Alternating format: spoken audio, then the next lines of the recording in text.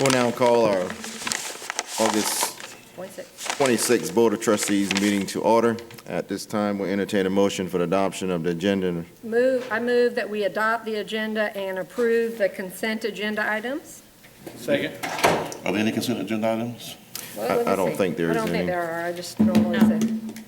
No, there are not. Let's move to adopt the agenda then. There we go. That works. All right, is there a second? Second. Todd seconded. All right.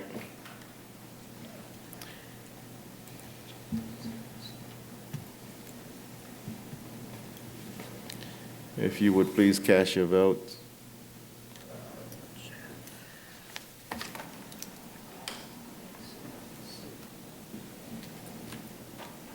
We gotta get logged Already in. logged in? You already logged in? I'm good, yeah. Are we waiting on someone? Chris Me. Collins. I vote yes. All right. All right, thank you. I move Entertain a motion for approval of minutes. that we approve the minutes. Second. Is there any questions? Please cast your vote.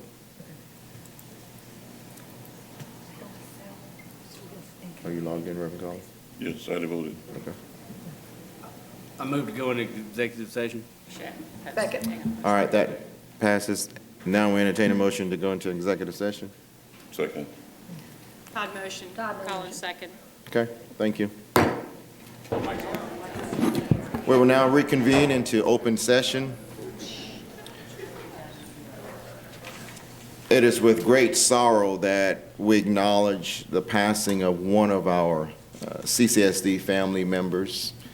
Please join me in remembering Ms. Nakisha Bennett Wilson. She was an employee at Mary Ford Child Care and Family Development Center who passed away on August 21st.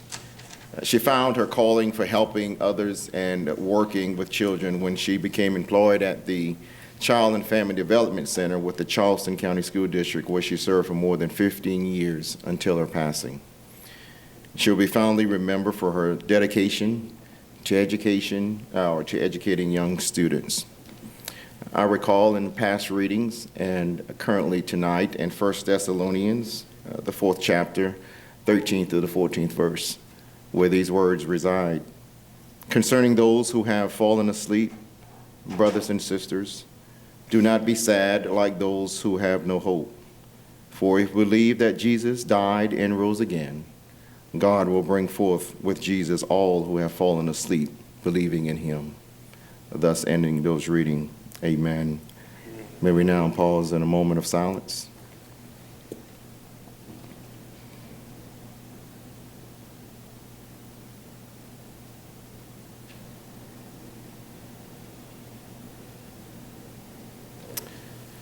May we stand for the Pledge of Allegiance.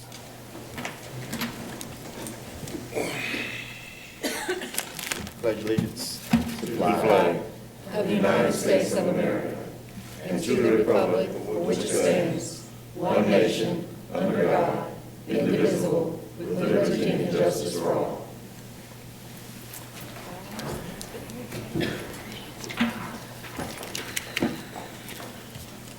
Mr. Chair, I move to uphold the rezoning by District 2. Second. Okay, it's properly moved in second. Are there any questions? Hearing none, we ask that you please cast your vote on item 4A.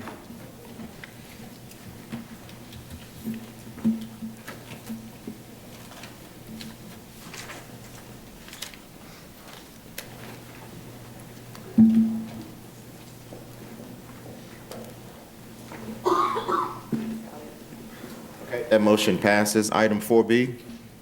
Mr. Chair, I move to deny the request. Second.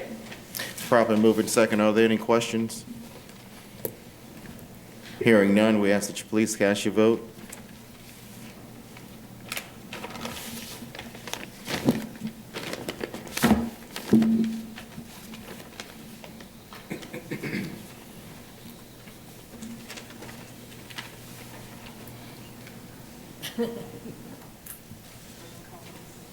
Reverend Collins.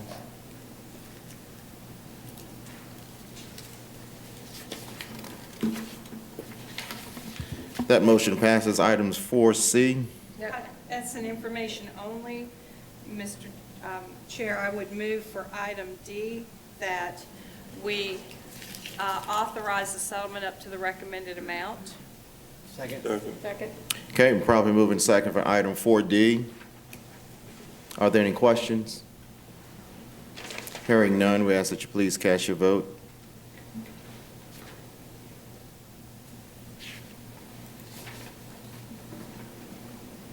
That motion passes. Item 4E. Mr. Chair, I move that we uphold the hearing officer's decision with the revised document. Second. Probably moving second. Are there any questions?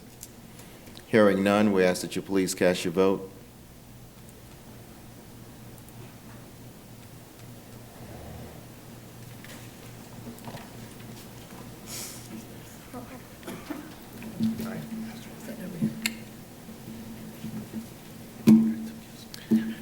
That motion passes. Now we'll have special recognition.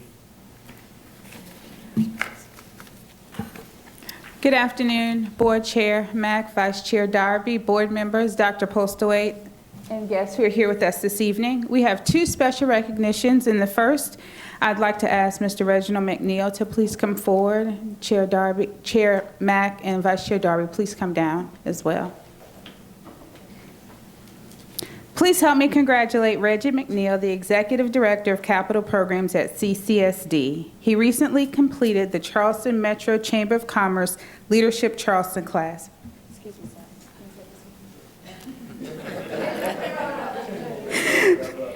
sir. The mission of Leadership Charleston is to identify and motivate leaders and to develop their skills by introducing them to the realities, opportunities, and challenges of civic and business communities. Reggie was a part of the 45th leadership class, which is made up of individuals representing a diverse cross-section of public and private businesses and educational institutions throughout the Lowcountry. He began the 10-month program this past fall. Members of Leadership Charleston are now 2019 Leadership Charleston alumni and the distinguished group of leaders that includes Chamber Board of Director members, elected officials, and prominent local leaders. Congratulations, Reggie.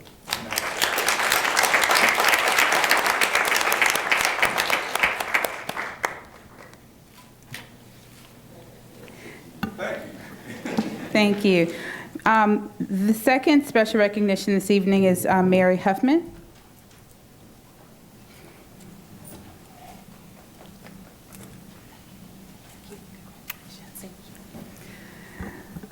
The Lowell Milliken Center for Unsung Heroes in Fort Scott, Kansas is an international educational nonprofit. It has awarded its prestigious fellowship to our 5th grade PBL teacher, Mary Huffman of Carolina Park Elementary School in Mount Pleasant. The fellowship is awarded on the basis of merit to educators who have distinguished themselves in teaching respect and understanding through project-based learning or who have the potential for this distinction. The center selects exemplary teachers from across America and Europe, drawn from a variety of disciplines, to collaborate on projects that discover, develop, and communicate the stories of unsung heroes in history. While in Fort Scott, fellows gain knowledge, educational resources, and ongoing support to enhance their classrooms and help students cultivate a passion for learning by creating projects that initiate positive change. Congratulations, Mary. We're proud of you. Thank you.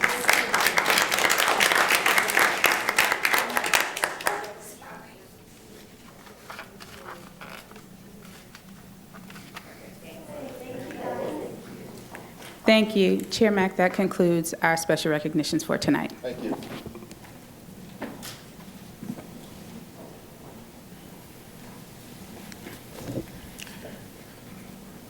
Okay, at this time, we'll have public comments. Are there any public comments for agenda items? None, hearing none. At this time, we'll have the superintendent's report. Thank you. Board members, there's a manila folder at your place that will have copies of the slides I'm going to discuss, or if you'd prefer to click open on your computer, the first link under the superintendent's report, you will see the back-to-school board briefing. I'm going to do the other one first, please, Andy. Thanks.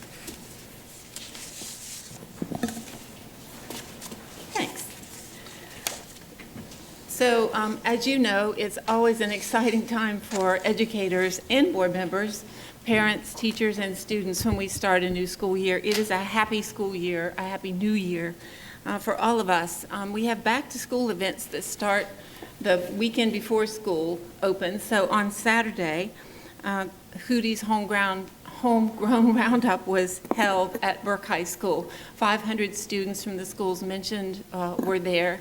It is a huge job to coordinate all of that, as well as receiving free backpacks and supplies. There were volunteers on hand to do free dental exams, eye exams, and give haircuts. So Claire Wilson helps coordinate all of that effort. The following day, the City of Charleston sponsored, along with the school district, the First Day Festival, and over 3,000 students came and participated in activities and received a lot of supplies that they can use for school, as well as engaging in a lot of fun and games. So in preparation for school, the staff members you see sitting out in the audience, plus many who aren't here, prepared a welcome back for our new teachers, and there you see some of the pictures from that event. Over 180 new teachers came. We have more teachers than that, but 180 more new teachers than that, but 180 of them responded to the invitation. There were over 35 sessions, and as you can see from the testimonial from one of the participants, it was well worthwhile. Also, before school starts, we have thousands of teachers who go through professional learning opportunities.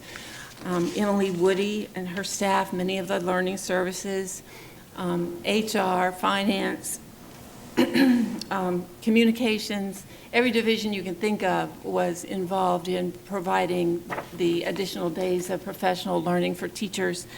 Over 200 different sessions were offered. It's quite a feat to get all that finished in the short time before students start. Our enrollment figures are very preliminary. They're usually down a little bit this time of the year, and as you can see, this year is no exception. We almost always pick up students after Labor Day, so those are the numbers as they sit right now. Our preschool students started today. We don't have the numbers collected for those students yet. We started the school year. This is a picture of a big sign that was in the front yard of Deer Park Middle School, and there was a traffic backup because parents were stopping to have a photo op in front of this sign with their children. It was a really great start to the school year. You see in the picture there Shanitra Deese and her office staff who were at Deer Park Middle. At any rate, we started the school year with 12 essential openings. The predominant number of those openings are in special education. So what are we trying to do to make sure that we don't have any teacher vacancies in the future? We have two programs in operation that I want to talk about just a moment. One is Teach Charleston. That is a program that our HR department, led by Mr. Brigman, had approved by the State Board of Education, so we can actually offer from Charleston our own alternative certification program. So the individuals seen there are individuals who were college graduates in some other field and are getting their certification that is managed by Charleston County Schools. We also have a program called Teach Local, and that recruits high school students, brings them to early college, high school, where we have a partnership with Trident Technical College and the College of Charleston. Students who participate in that program finish 1 or 2 years of the required teacher college coursework under their belts, and then they go on through that program at either Trident Tech or eventually College of Charleston. What are we doing about next year? We're already beginning to advertise the activities to start the teacher recruiting for this coming school year. It takes a lot of creativity and activity on part of those who recruit teachers for us.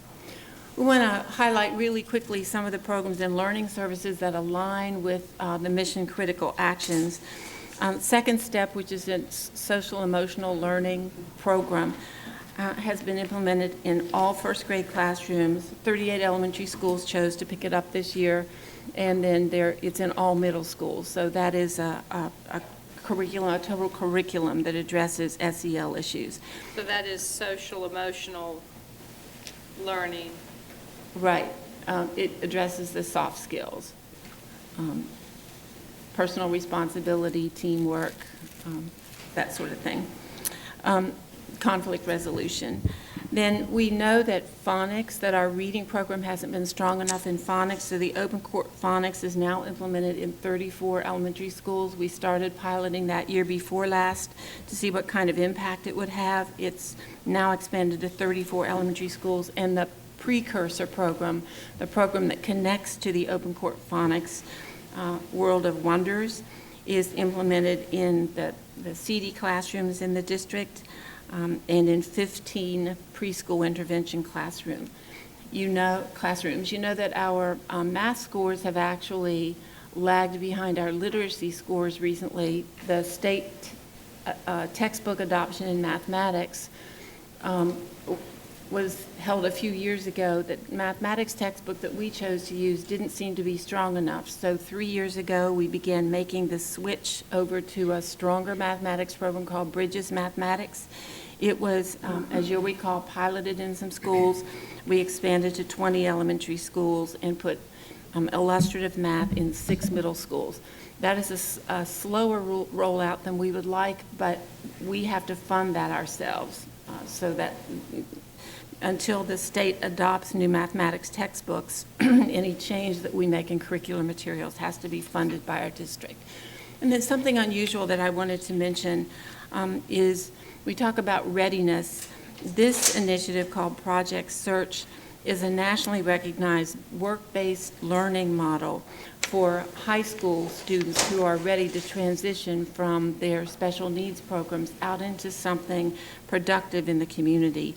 So Embassy Suites, the Charleston Airport Hotel and Convention Center, South Carolina Vocational Rehabilitation, Accessibility, and South Carolina Developmental Disability and Special Needs entities have worked with the district so that we begin to have a path for students who have intellectual and developmental disabilities to migrate from our district out into something productive. It wouldn't be back to school without mentioning transportation. So we want to say on days 1 and 2, we had 171 issues, which is not bad considering the challenges that we have covering the routes in a district this size and the fact that it's been virtually impossible to attract, train, and maintain CDL licensed drivers. So Durham is still short drivers, but they are taking every avenue that they can think of and that we can assist with to try to fill those vacancies. They are still making some double runs, double routes, and once in a while it results in students being delayed either for pickup in the morning or return home in the afternoon. On a happier note, we want to mention our new facilities and show you some pictures. Dunston Elementary would not be recognizable to anyone who knew it only as its former self. As you'll recall, this is one of the more difficult construction projects that we had because the school is rebuilt on the same site, and it was a very small site. It's being completed now. The final paving of the bus loop will probably conclude in November. If you would like to visit any of our new schools, if you'll contact Erica Taylor, she will arrange for you and anyone you might want to bring with you to tour the schools, getting clearance if the construction crew is still in charge of a part of the site. So Erica is happy to help you if you need assistance with anything. This is the new Burns Elementary, which was also a rebuild on the same site. It wasn't so tight or so precise in scheduling because there were not students in the old Burns Elementary as the new one was, as it was renovated, the new one was constructed. And then Stono Park is a beautiful building. You actually enter it from the opposite side of the block where you used to enter it, but it is an absolutely gorgeous facility. And we are anxious for the open houses on all of these schools when they're ready. We wanted to mention the facility upgrade at Moultrie Middle. The picture that you see has the extensions. 12 additional classrooms were built. That building was built over 10 years ago, and the architect and construction firm kept searching until they found exactly the right match on the brick. So when you look at the building, you cannot tell there has been an extension unless you already knew where the old site was. Paving of St. James Santee's parking lot is completed, and it is absolutely lovely if you're up that way. And when I drive through, it really improves the appearance of that site. At Deer Park Middle, there's a refinished gym floor and a new seating area for the cafeteria that's outside under a covered awning to relieve some of the overcrowdedness in that school at lunchtime. Very quickly, some other operational highlights. 60 major projects were included this summer, were concluded this summer, including 10 air conditioning systems, 8 new roofs, 7 playground renovations, 7 buildings were painted, 5 restrooms were renovated, and 5 complete, not just 5 stalls, 5 whole restrooms were refurbished, and 4 schools got new flooring.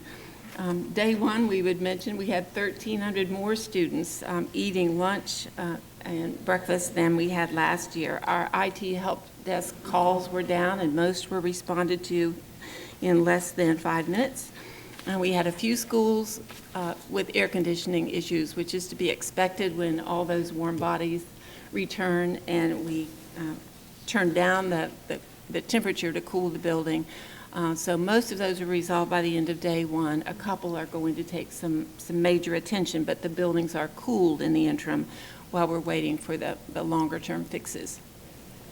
Today, our district unveiled a new website, so if you care to take a look, it is much easier to find materials and information on it. And then finally, I wanted to conclude the back-to-school update with something we'll do. We'll try to do this every month. We want to put a spotlight on the progress that a specific school has made. And today, we want to talk about North Charleston High School. Our mission has to do with ensuring that more and more children are ready when they leave us to do something productive. So here are 4 pieces of information that likely aren't going to translate into test score improvements. So when you look at long lists of test scores, you won't see these kinds of things, but they're very important. The preliminary on-time graduation rate for last year's seniors shows the best mark in years. They were at almost a 76% graduation rate, and that's an increase of 6 percentage points from the low of 2 years ago. 1 year ago, only 2 students qualified to take dual enrollment courses at Trident Tech. This year, 20 students qualify, and so far 15 have enrolled. They improved from just 15 students completing the career and technology program so that they could have certificates that would allow them to walk into fairly high-skilled jobs next when they left. So we had 15. This year we went to 37 completers. And then for the first time in 9 years, the ROTC program at North Charleston is on par. It's not yet where everyone wants it to be, but it's made a lot of progress. If you were around North Charleston High School on the first day of school, and I know that some of you were, there was huge community support, greeting students as they entered the building, encouraging them. And there's a community group that is piloting a North Charleston High School conflict resolution program. They are the Friends of North Charleston High School and a specific club that supports that school. So those are the highlights on the opening of school this year, along with a spotlight on one school that's making some impressive gains. If anyone would like a copy of these particular slides, Erica Taylor, if you'll wave. Erica has extra copies of it, or we'll be glad to send you a link if you wanted these slides or the next slides. We're going to talk about some mission-critical issues next. Mr. Chair, may I ask a question? Yes. So, Dr. Postlewaite, on the Learning Services highlight slide, how many elementary schools do we have? I think 47. It depends on the way we count them. Jennifer, Dr. Swearingen, how would? 48. So when we look at these things, it's out of 48. And in the second step, with the social, emotional, and soft skills in all middle schools, is that a class they take? Is it infused in their other classes? How does that work? I don't know, but I know that Jennifer Coker will. Jennifer, could you say a word?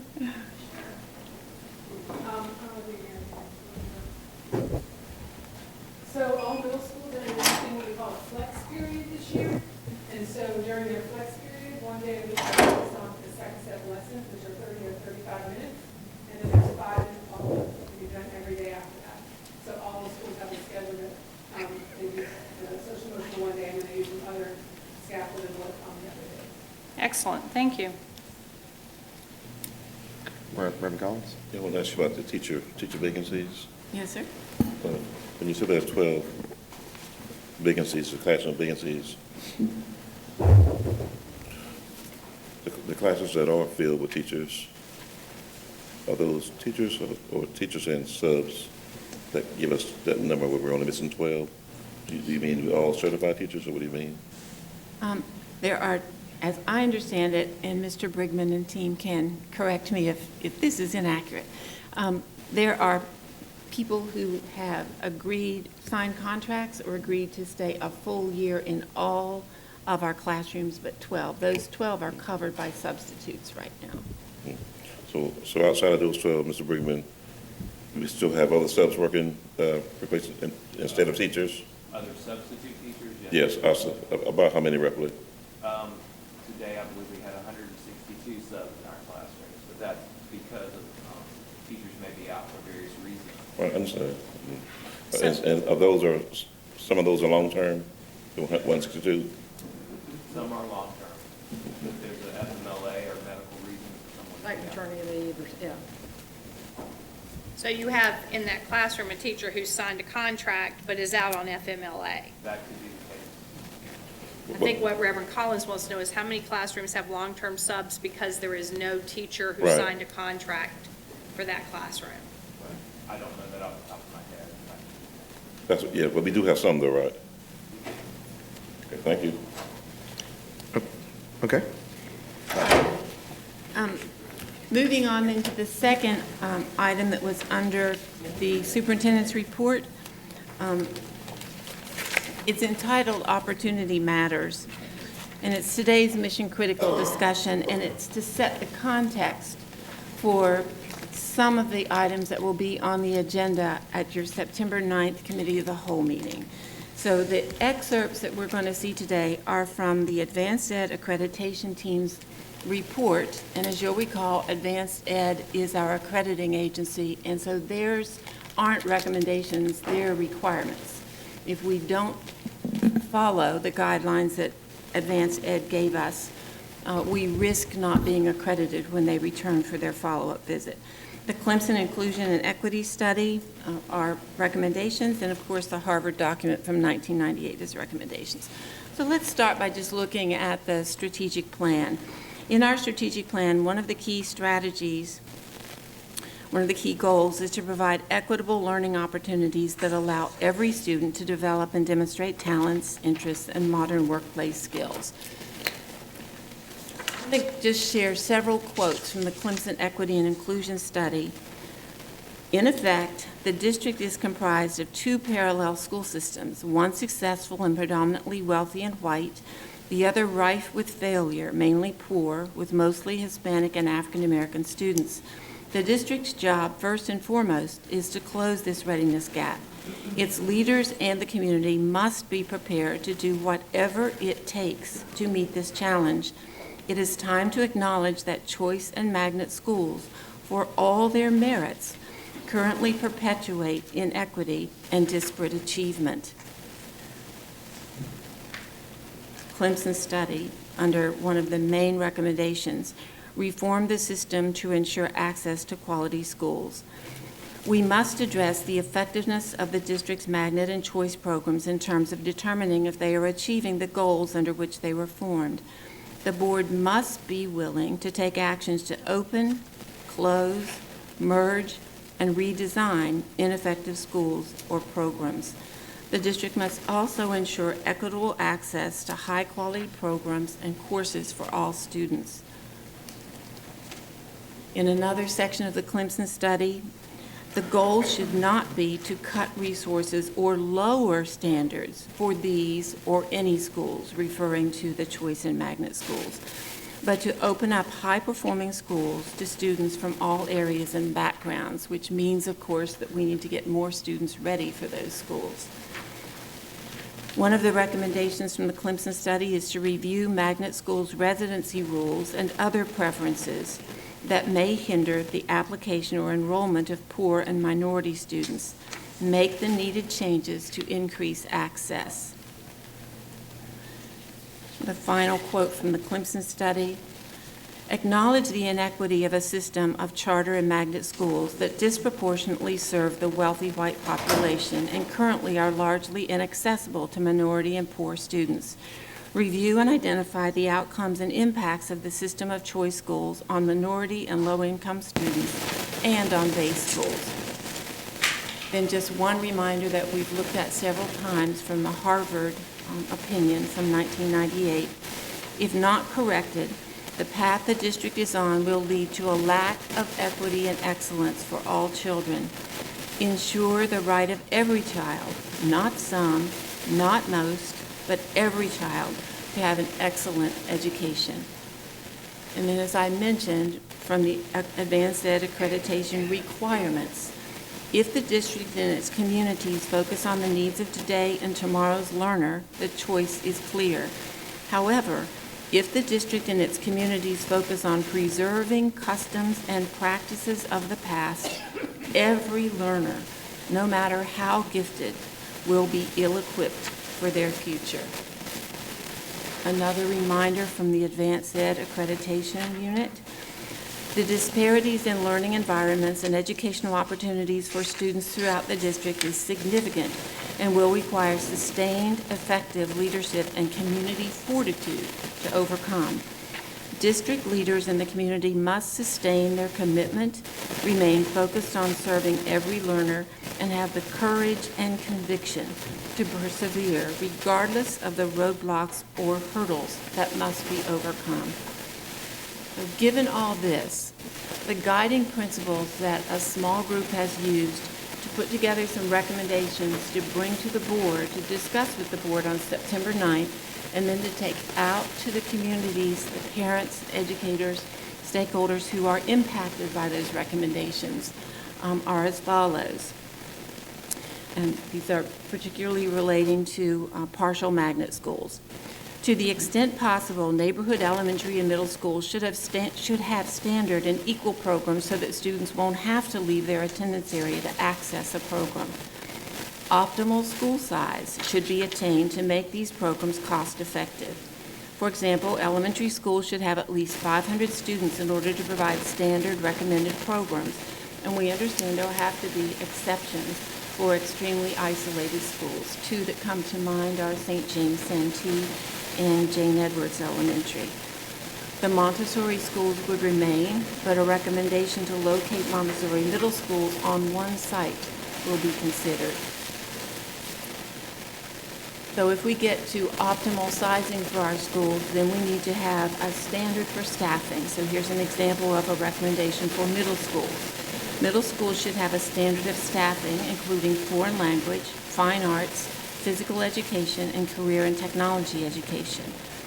As the committee thinks about partial magnets, they agreed that geographical area or constituent districts, socioeconomic factors, and programming that is as equitable as feasible has to be considered. And when changes are implemented, a student currently enrolled in a partial magnet would be grandfathered in. In other words, no students would lose the opportunities that they currently have as changes occur. The CCSD transfer policy would still be in effect and could be used as necessary, and efforts would be made to have one constituent magnet school in each district. So those are sort of the guiding principles. We wanted to provide all of this to you as context so So you would understand when the ideas or suggestions, I wouldn't yet call them recommendations, but they're ideas and suggestions for your consideration, are presented to you on September 9th. We'll have a pretty heavy workday on September 9th. You'll be getting results from NWEA officials who administer or who not administer, who create and manage the MAP tests. You'll be seeing a lot of data from our own student achievement results. You'll be seeing some of the indicators of evidence that you've asked for on the investments that the board has made in programs over the past couple of years. And you'll be receiving some recommendations regarding partial magnets and perhaps magnets. So the final thing I want to do tonight is just look at where we are with the mission critical board directives, the high-level timeline, sort of our update. The first directive was to establish the school-level explicit and measurable expectations for academic achievement and growth. That has been done. We talked to you a little bit about what the district numbers for those 3 goals should be. We think you may be able to, or ready to set those percentages after you've heard from the folks from NWEA regarding what they would recommend in terms of the definitive stretch goals. Directive 2 was to make sure all personnel are aware of these expectations, and that has occurred at every school. On the next page, Directive 3, to complete high-level impact indicators with respect to the new expenditures. And as I said, that's being done now. You'll receive that information in September. Directive 9, you are asking us to issue a solicitation for effective innovation school management approaches or innovative school management approaches. That's been done, and we're working with a consultant who has a lot of experience in this area to try to help us make sure that we have a really solid plan to move forward, a plan to involve the appropriate communities in vetting the applications and solicitations that we get, and a plan to reach out to those who are currently operating successful schools in other areas of the country and who might be interested in this approach. So all of that is underway. And then finally, I'll mention Directive 10, increasing the district's capacity to execute mission-critical actions. We'll be talking with you about some recommendations that we have regarding specific initiatives that we need to accomplish. The thing that we are working on now, that third bullet, establish a process to engage parent, educator, and employee representatives in considering the substantive changes to programs, facilities, and school reconfigurations, will happen in earnest after the board has heard some ideas on September 9th. Then there will be a very intentional strategy to involve representatives from the areas that are impacted. And I've already mentioned magnet. School choice ideas are coming to you on September 9th. Another directive, Directive 7, said that by January we'd bring some recommendations regarding school mergers, facility use, or significant program modifications, and we'll actually start that discussion with you with some ideas we put on the table on September 9th. So those are the updates that we wanted to give to you tonight about the opening of school and where we are in consideration of mission-critical tasks. So. Okay, is there any questions for the superintendent? So Okay, Cindy? I have a couple. These are the board directives approved in May of 2019 and published by y'all to us in June and in July. And I'm having a hard time correlating these two items. They don't seem to be the same. They're very similar. So where's this? These were approved by the board in May of 2019, and in some of them, they specifically talk about things we expected to, the specific professional development before the beginning of this year. School is, so, and this may be a longer conversation, but this says board directives, and they're not the same.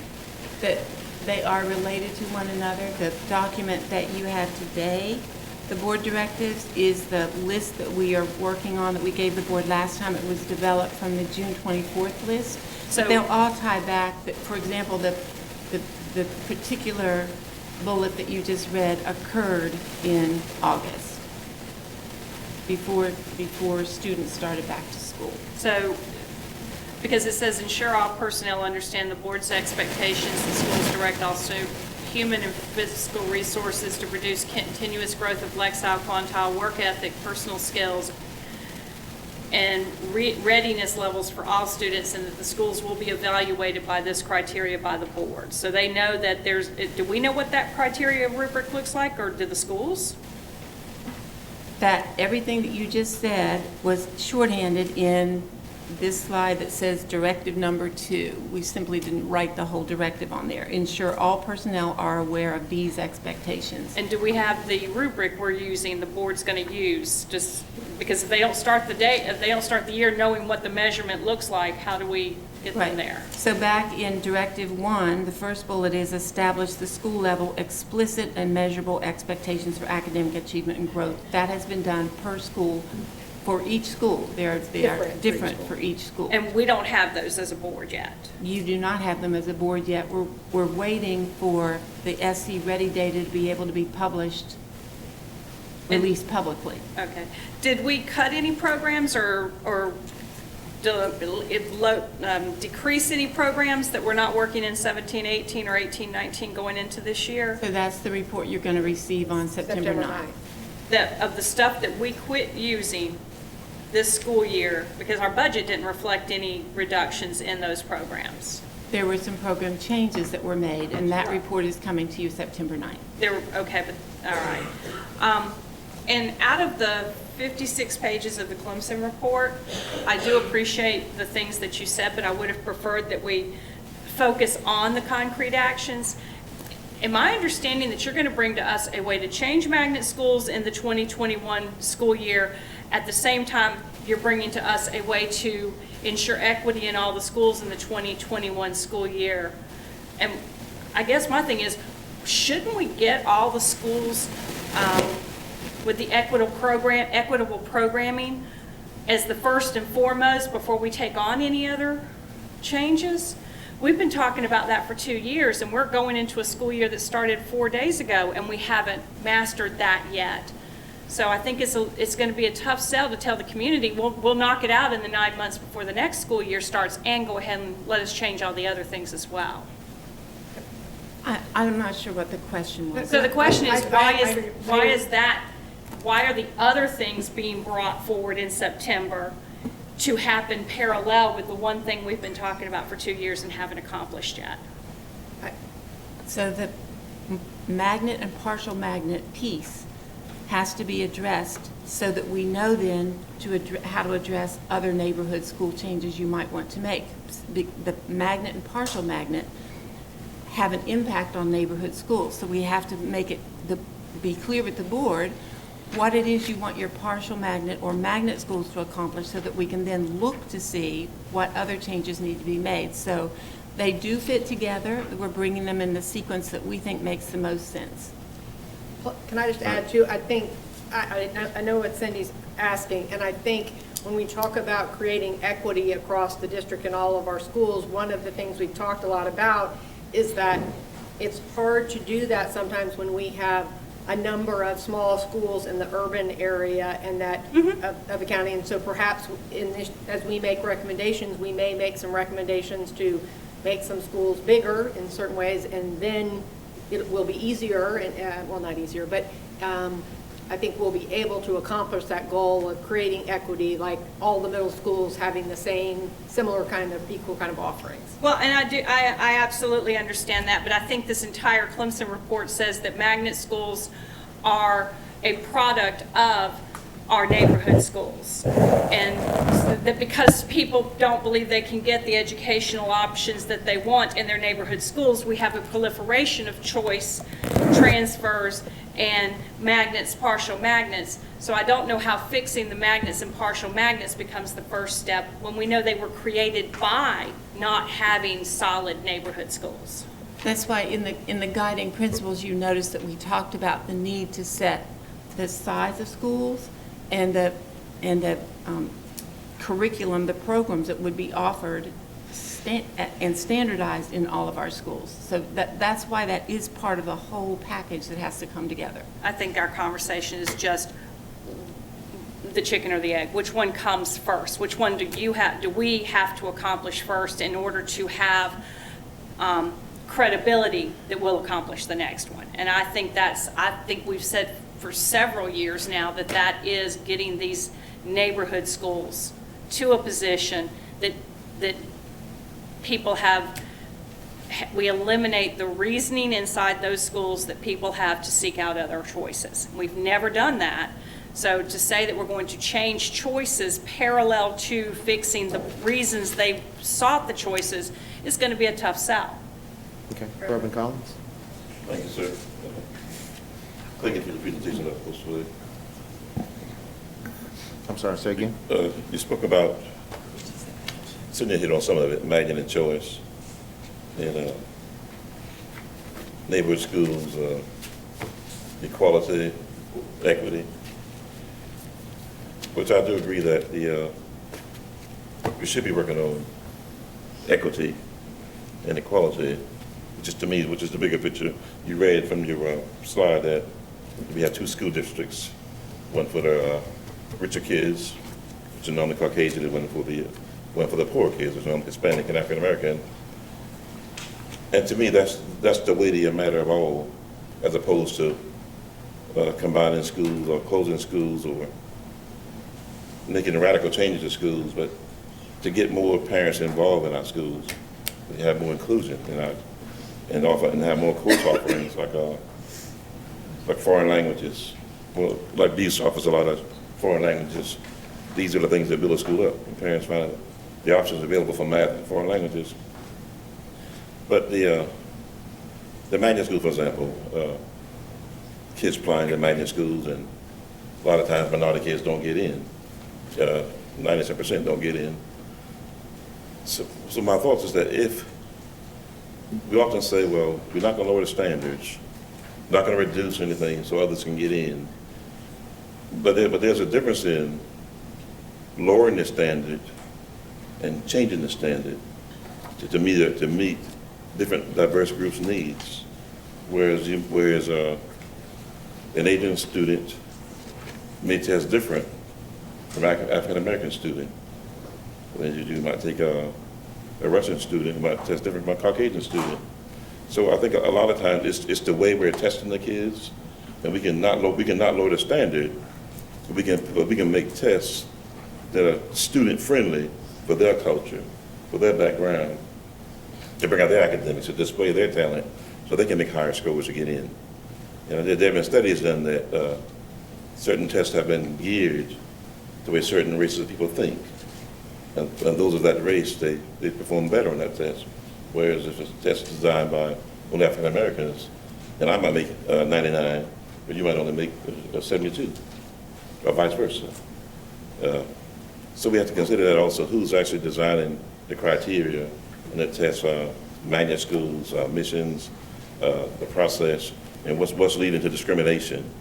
Because I don't believe one bit that there's one race of students that's smarter than another group, or one group that's better than another group. I think God made us all diverse with unique talent, but every child can learn. And we have yet to have put that nail in the board and let it stay there, the drive on that every child learn, no matter what school they're in. So I really want you to look at the choice in magnet schools. What can we do differently to improve the process, that it'll be more inclusive of all children? And what can we do to bring equity and quality to the schools now that we have, and then kind of go forward? Ms. Darby? Yeah, I just wanted to comment on, well, one, congratulations to the staff for getting the school year started off well. Yes, I that's think right. the number of teacher vacancies is really low compared to, many previous years. So congratulations on that. And just a comment on Cindy's point. I see, and again, what we all talk about is what we individually see, and the action we take is the majority. I see that we're trying to work on both of those things, getting, like Dr. Postwaite mentioned today, what's going on at North Charleston High School. My personal perception, though, is if we have partial magnets out there, people are, and in talking with people, they always perceive and draw parents, they perceive that that partial magnet, because it's partial magnet, is better than their neighborhood school. So I think that's part of the problem that we've had, is we've had those schools, which most of them have done a great job, but they have pulled kids out of our neighborhood schools. So we got to work on both of those things, building up the neighborhood schools and making a decision, do we want to have complete choice across the district, or do we want to make our neighborhood school, every neighborhood school, a Buist Academy type school? So I think that those are the recommendations that staff will be bringing to us, and those are the decisions we'll have to make this fall and early next year. And I believe that as we, Move on to Actually, yeah, just one second. Yeah. As we begin to look, and I know magnet and the choice options is one item that's going to be of top priority for a number of people. But I do feel that as we begin to dive into these magnet choice options that will be coming forth to us, that we are looking very robust at the current system and the way it's set up right now, and how we begin to move forward. I think if we're going to really make it equitable across the board and address all of the issues, then there are going to have to be some major changes to the current magnet and partial magnet type setup that we have right now, which in its beginning has been created for a particular purpose, but may not be serving the purpose now. So as we begin to dive into this, I believe that we're going to have even more deeper diving conversation just to get it to the point to where we need it to be equitable across the board. So I will say one sentence. There are 22 neighborhood schools in North Charleston, and 13 of them were recognized by the state 5 months ago as being among the worst performing schools in the And the district. federal government too. So before you start talking about how you have to fix the choice, we have to acknowledge that 13 out of 22 schools in an area that has a lot of students accessing choice are, by every measure imaginable, not educating children. And if we don't prove that we can fix that, then I can't support taking away the options they have to access schools that can provide that education. And those 13 schools include the only two attendance zone schools, high schools, in North Charleston. You cannot attend an attendance zone neighborhood high school in North Charleston that is not on the bottom 5% list for the state of South Carolina. If you start talking about choice, you have to acknowledge where you're putting them back. Okay. That's a good point, Cindy, very good point. Todd? Nothing, I was just going to ask if we could, this is more of a conversation amongst board members rather than a discussion of the agenda itself. Could we move on to action 8A? And I agree. However, It's important though. there was a It group is put together important, that's yeah. bringing us recommendations that did not happen with a board discussion. Remember, their recommendations are on their way. So this is our only opportunity to have this discussion before we're considering options. Okay, all right. Item 8A, Kevin has I'm sorry. No, just briefly, and I'm with Todd. This is a longer discussion that we're not going to resolve this today, but just make sure when we look at this, that we're not looking at doing the shuffling card deck. You're taking one set of problems and moving them to another area, and then that's not really solving the problem. We're really going to have to sit down and look at this, and if we're going to make it fair and equitable, we're going to have to be more realistic about the type of children that we're serving in that particular area, and the necessary teachers and appropriate funding will have to go sometime in that area to bring it up to standards. And it's not to what has been done with the district in the past, as we've been doing a 2-year plug, and the scores go up, and then we take the funding away and move it somewhere else. We need to make 5-year investments within those communities to yield that kind of change that is positive. Okay, item 8A, I move to extend the membership of Brett Johnson on the Audit and Finance Committee. A second. it's probably moving second. Are there any questions? Hearing none, we ask that you please cast your vote.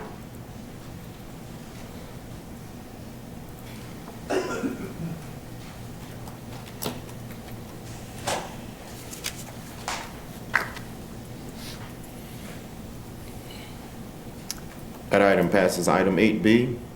I move to approve the issuing of the tax anticipation note. Second.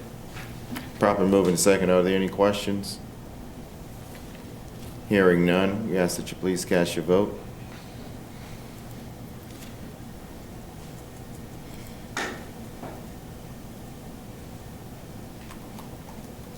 That motion passes. Item 9A. Mr. Chair, both of these items are second reading, and they were not changed from first reading, so can we approve them together? No, I need to talk about B. But we can approve A though.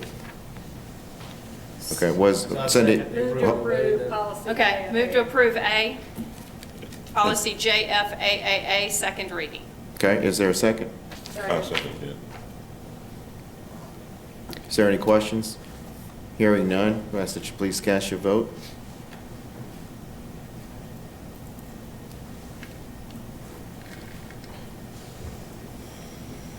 That motion passes. Item 9B. Yes, if I can, on the communications cell phone policy, possession of use of mobile communication, computer, and I see Ms. Coker is here.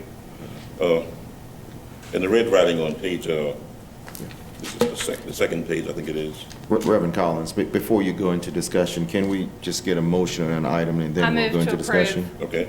Second. All right, we're probably moving second now, Reverend Collins. So I'd like to make a brief change in the red writing on page, it's really page 2 of the mobile communication policy, where it says, school leadership teams, in conjunction with their school improvement council, may modify cell phone use to meet the needs of their school. Any plan created by the school team should be communicated to parents, and a copy shared with the school's executive director. Also, that sentence I want to add is that the modifications shall be posted to the school's website for at least 15 days prior implementation. So the modifications shall be posted on the school's website for at least 15 days prior to implementation. And what that does is whatever changes the school is going to make to the cell phone use policy, it can't happen overnight. They can't come to school the next day, say, well, no cell phones on campus. They have time to read it and receive it and digest it. And then it's posted on the school's website. Just like we do here at the district, we post all our policies. Everyone has a chance to see them. And they go through first and second reading. So I don't agree to your friendly recommendation, which means that you can get a second for your motion to change it, and we can vote on that. I'll second Reverend Collins' motion. And I think it's a good change, because you don't want to have changes come all of a sudden. You enforce some rules on students and they didn't know about it. The parents have a chance to know about it. So this gives us time to receive it. Yeah, I know that, but I also know that when we discussed this, the 2 other times we've discussed this, they said this was only changed prior to the beginning of the year. What you're talking about, they told us doesn't exist, so. No, that's not quite accurate. Okay. She spoke about the use in this cafeteria. And some schools had problems with it, some didn't have problems with it. Well, I mean, Reverend Collins, That's it's on fine. video, Okay. so. Okay. yeah. All right. So we have a motion and a second Right. to modify. Just 1 second. Is there any particular reason on the 15 days, Reverend Collins, versus? It can be 10 days, as long as you got notice time to receive it. I would like 10 days. Can Okay, we 10 days ask- then. Can we ask the staff, just real quick, to find out what's feasible? All right. Shall we Ms. do that, Coker? Ms. Coker, do you mind? Is that okay? Yeah, that's fair. I don't want us to change a policy and then you all say, well, that is really difficult to implement or something. So after this year, all these changes will need to happen before school started, so we can put that in the handbooks prior to school's beginning.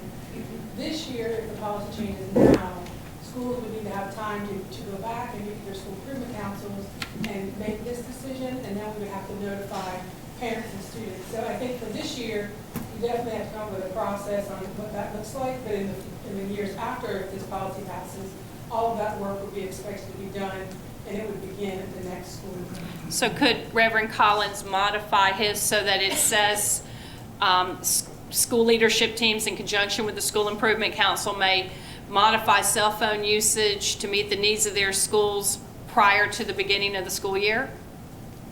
That would cover it and put it in writing as well as on the website, Reverend Collins. Well, that's going to happen anyway, is what you're saying, that after this year, it'll be published. But for now, you make a change this year, to have some notice. Would 7 days be enough time to publish it in the school's website, or 10 days, or how much time do you need if you're going to make a change to the policy next month? The self-link policy at a local school. How much time do you need to get the word out? All right, guys, we need to have some type of order here. We can only answer one question at a time, ask one question at a time. So Reverend Collins, I put a question on the floor to you, Ms. Corker. Could you please answer? I think it depends on how much communication you need. The website will work for some families, but we also talked about doing phone calls and letters and the website. Yes. So I do think that there needs to be an amount of time from the change of your policy until any kind of action is taken on students. So I would say that 2 to 4 weeks would be adequate, and that would give, it depends on the school size, how much time you need to notify all of your constituents in your school.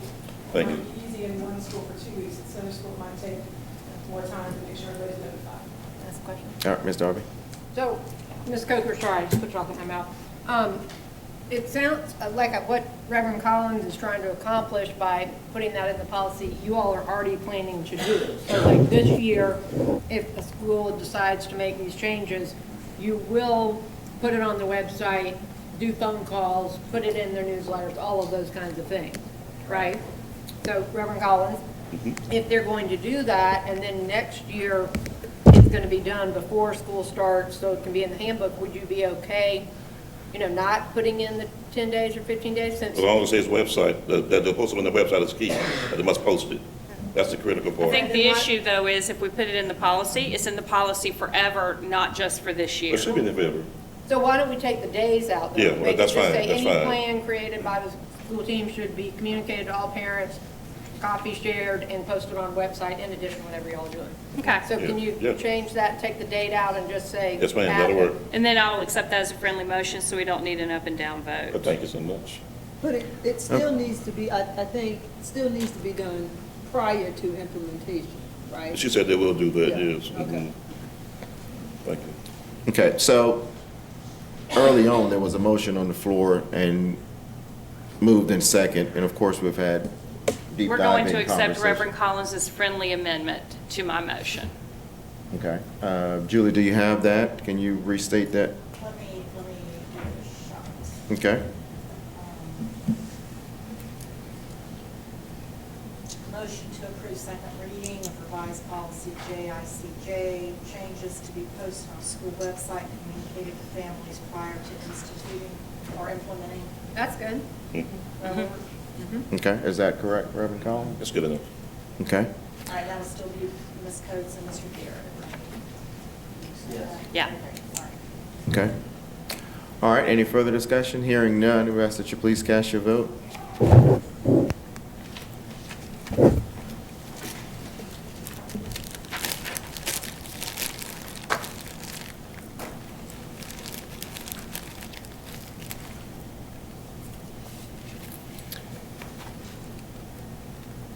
Okay, that motion passes. Item 10A, establishing an advisory group. We discussed this in the committee of the whole meeting. Move to approve.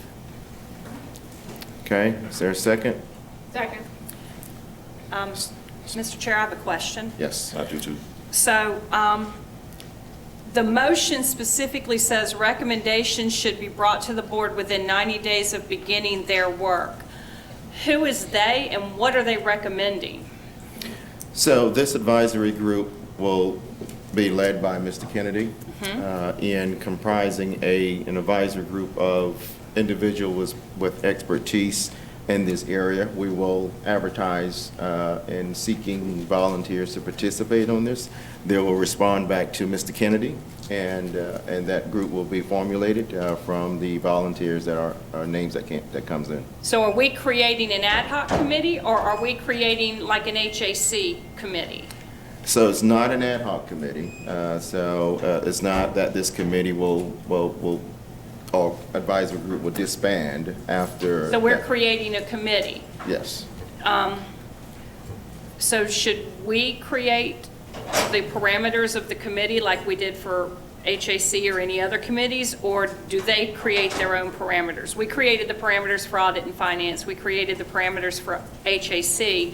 Should we create the committee, create the parameters, and then have Mr. Kennedy manage the process, or are you asking him to create the parameters of the committee? So I am asking Mr. Kennedy to create what this advisory group would look like with the expertise that's needed as far as the mission critical action is concerned. So with that expertise in crafting that guideline, he will then at that point be receiving volunteers through those criteria that are set. What's their work? So the goal and the mission is to craft duties and responsibility in line with the mission critical action and all the work that's moving forward, trying to come up with, in other words, a duty and responsibility for a chief, let me just say this, a chief equity officer in line with the mission critical work that we have moving forward. So creating and I agree, but creating a job description is an ad hoc committee's job.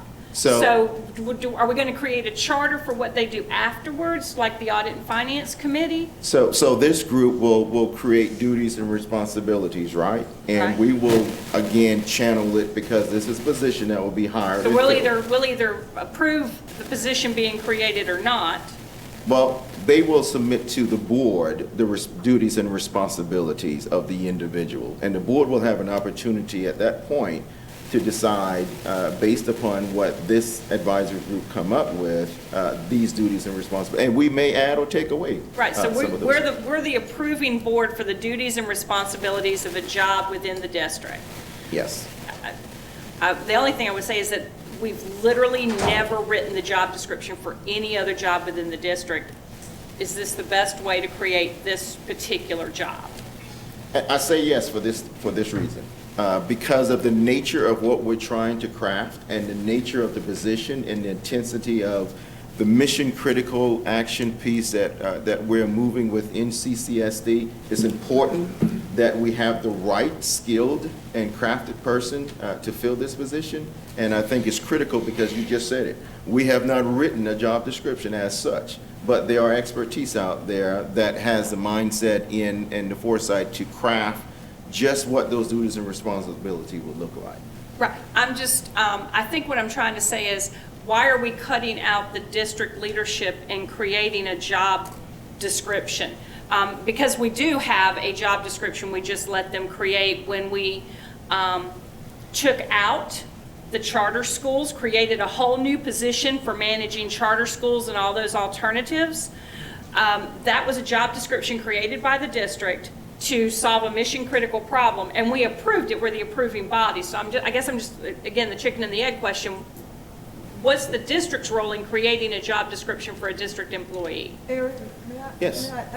I would probably think that with Don's leadership, he is part of the district's leadership. Okay. And I would assume that any background information or anything Don would have access to, but the others, and I'm hoping this would not be a large committee, but the others would be lending their expertise to make sure that what Don has, I mean, that's my assumption. That's a good That's accurate. explanation. But That makes sense. That's Do accurate. we anticipate filling this position in the 1920 budget? Yes. Reverend Collins. Thank you, sir. I support having the chief diversity officer. I would like to see also, I see by the motion here that Mr. Kennedy would have to send an invitation to individuals personally, that he would have to choose, they have to be invited in order to apply. We have some well-knowledgeable board members that it would be good to work with Mr. Kennedy on this committee. And I think it'd be wonderful if we can have 2 board members to serve with Mr. Kennedy to help form this committee, like Ms. Green, for example, and Mr. Hollenshed, to allow an opportunity to work with Mr. Kennedy and to send out the invitations and put their minds together. That way you have a board perspective, you have a staff perspective to serve the position, and they all can work together and bring my recommendation to the board. So I nominate those 2. Yes, sir, if I can get a second. Or would it be that Mr. Kennedy would send invitations to people on the board and let them go through the same But, process? yeah, as you can do, that's anybody one way to do else, you know what I'm saying? it. Yeah. Yeah, but wait, that does So- take away from Eric's, and Right. I'm not sure if I So agree what you we mean? hired this in the 1920 budget, because we did create the budget, and we would be literally taking away money from the mission-critical classroom items. But I do agree for the need to create the job. And I would say, Reverend Collins, that Eric has been very specific that while it's being crafted by individuals with Don outside the district, these would be individuals with an extraordinary level of expertise in this work. And I think that while we're the authoritative body and we will ultimately vote yes or no to that, I would agree with Eric that maybe this needs to be people who are in that field.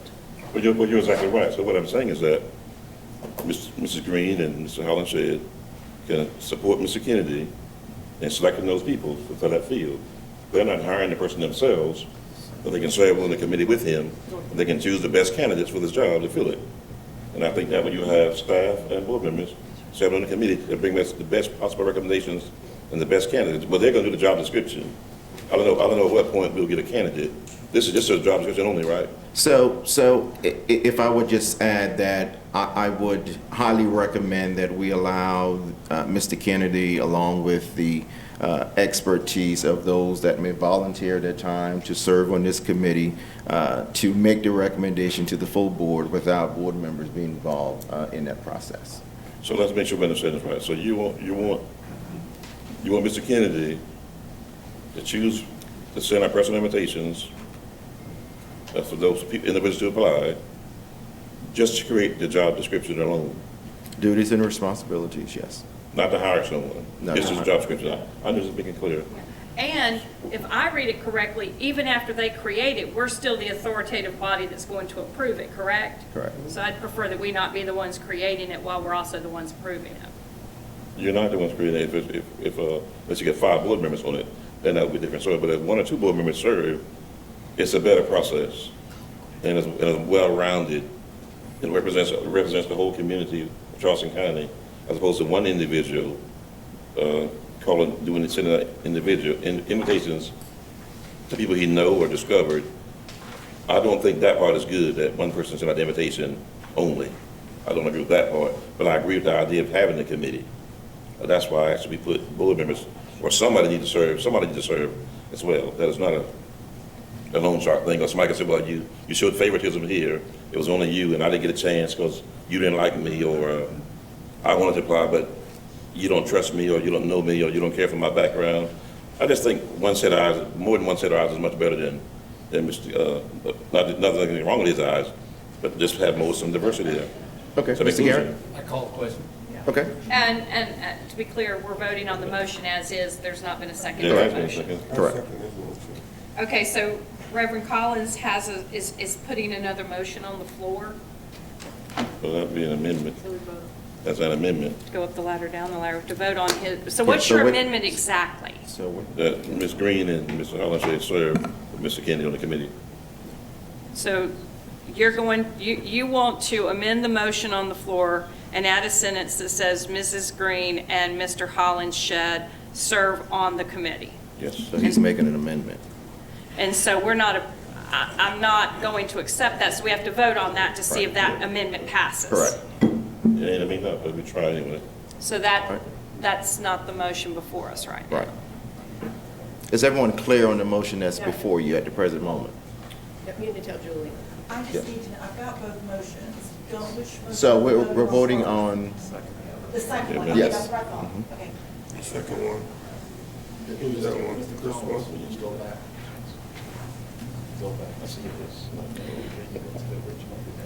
Mhm. That's right. Okay, so we're not voting on the one that, we're not, this vote, Voting yes that's, to this means that we're putting Green and Right. Hollingshed on the committee. right. Because that's the Everyone way- understands? Oh, I see. Okay, Yes, I didn't It's see not that. showing up right. It showed up on mine. Yeah, Second. yeah, it did, sorry, I didn't see that part. So is everyone clear on the motion that you're voting on? You're voting on the second motion, which means you're adding Ms. Green and Mr. Hollenshed to the committee.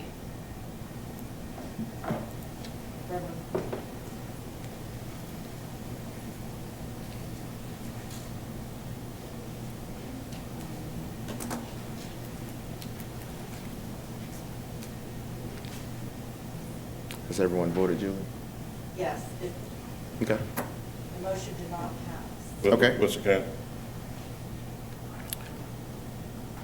All right, Julie, if you would submit the original motion. Mr. Kent, on the vote. Yes, it's,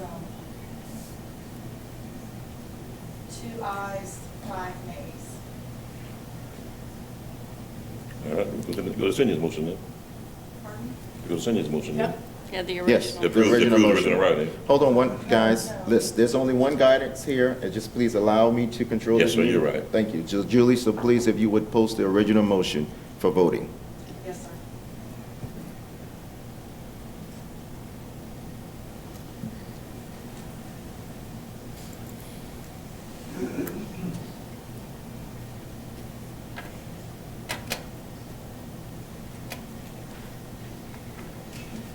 Okay, that motion passes.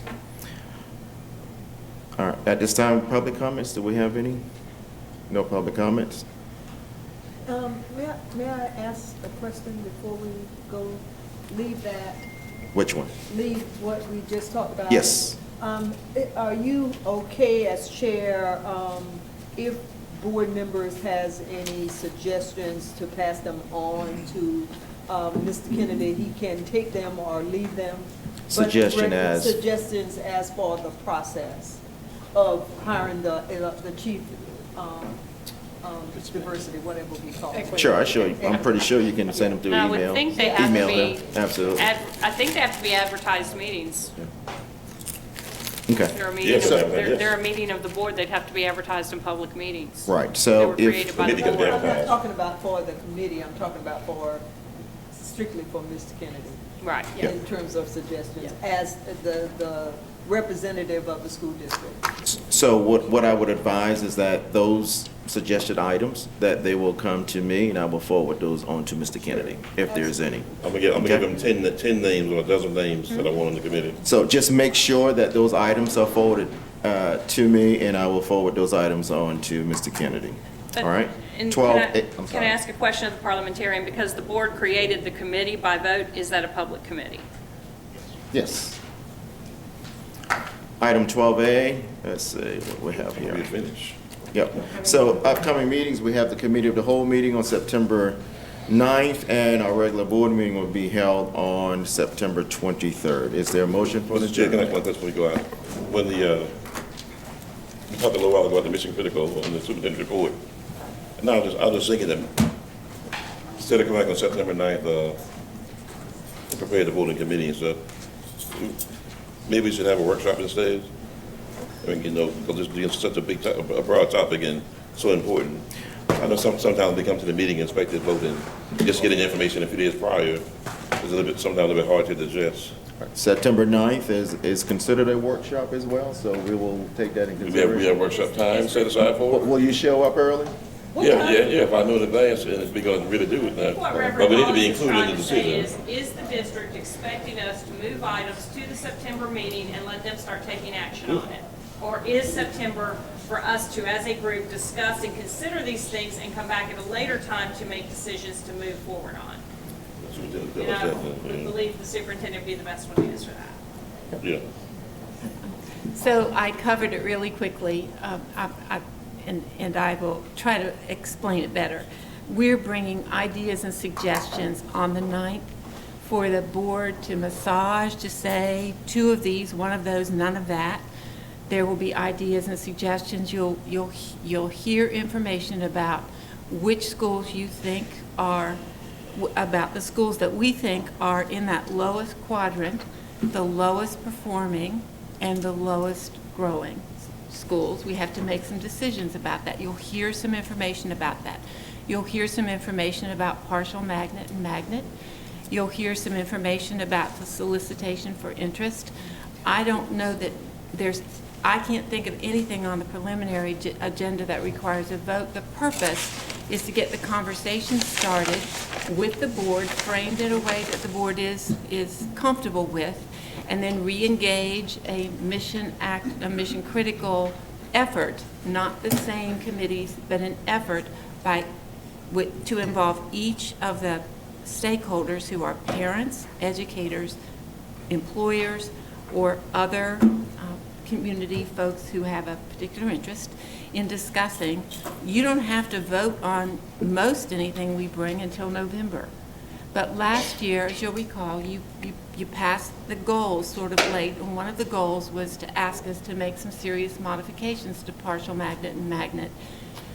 You also have a policy that requires that parents know 30 days in advance of those changes, and you also want the magnet and choice opportunities posted in January. So we didn't have enough time last year. So we're just trying to think it through.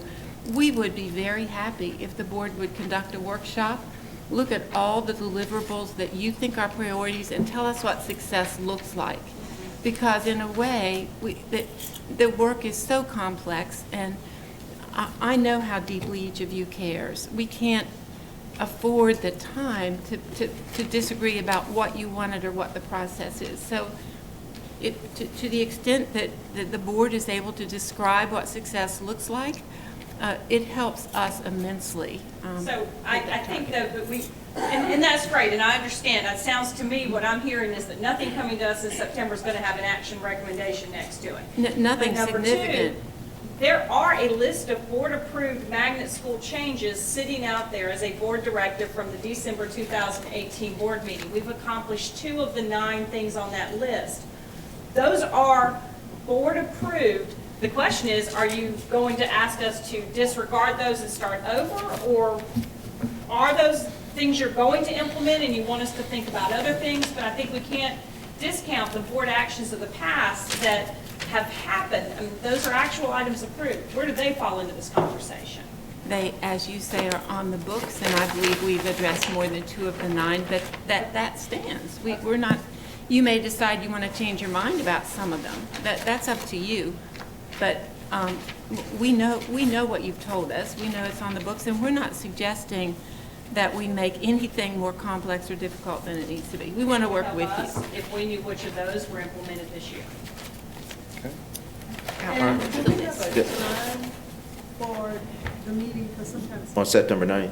Yeah. Yes, I mean, not at the present moment, but we are hearing the dialogue. We will take into consideration. I'm sorry, Teresa said she might. We've actually worked on we're going to have to work these committee of the whole agendas far in advance, so the staff has done a lot of work, and we're meeting again in the morning, but it looks as though we'll need to start by noon and plan to run till 5:30 that afternoon, if we're really going to get into some of these weighty issues. We know that it's difficult for board members to make it before noon, so I think the time that we were thinking was 12 or 12:15.